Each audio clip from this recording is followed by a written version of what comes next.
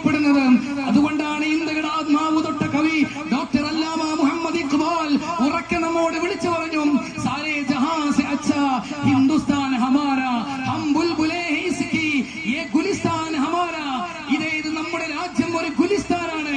ഗുലിസ്ഥാൻ എന്ന പദത്തിന്റെ അർത്ഥം പൂന്തോട്ടം എന്നാണ്, ഗാർഡൻ എന്നാണ്. Very concept of garden. എന്താണ് പൂന്തോട്ടം എന്നതിന്റെ ആശയം എന്നറിയുമോ നിങ്ങൾ? വ്യത്യസ്ത സൗരഭ്യങ്ങൾ വരുമ്പോഴാണ് പൂന്തോട്ടം പൂന്തോട്ടമാകുന്നത്. വ്യത്യസ്ത നിറങ്ങൾ വരുമ്പോഴാണ് നിറക്കൂട്ടുകളുടെ ആത്മാവാണ് പൂന്തോട്ടമെങ്കിൽ. ഒരേ നിറമുള്ള പുഷ്പങ്ങളല്ല, മറിച്ച് വ്യത്യസ്ത നിറങ്ങളുള്ള സൗരഭ്യങ്ങളുള്ള പുഷ്പങ്ങളുടെ പേരാണ് പൂന്തോട്ടത്തിന്റെ പേരാണ്. പ്രിയമുള്ളവരെ, ഇന്ത്യ രാജ്യമെന്ന് നമ്മൾ തിരിച്ചറിയണം. ആ ആത്മാവിനെ തൊട്ട് കളിക്കുന്നവരോട് നമുക്കുറക്കെ പറയാനുള്ളത്, മസ്ഹബ് നഹീ സിഖാതാ ആപസ് മേ ബേർ റഖ്നാ, ഹിന്ദി ഹേ ഹം വതൻ ഹേ ഹിന്ദുസ്ഥാൻ ഹമാരാ. അതേ മതം, ആ മതം എപ്പോഴും സ്നേഹമാണ് പഠിപ്പിക്കുന്നത്.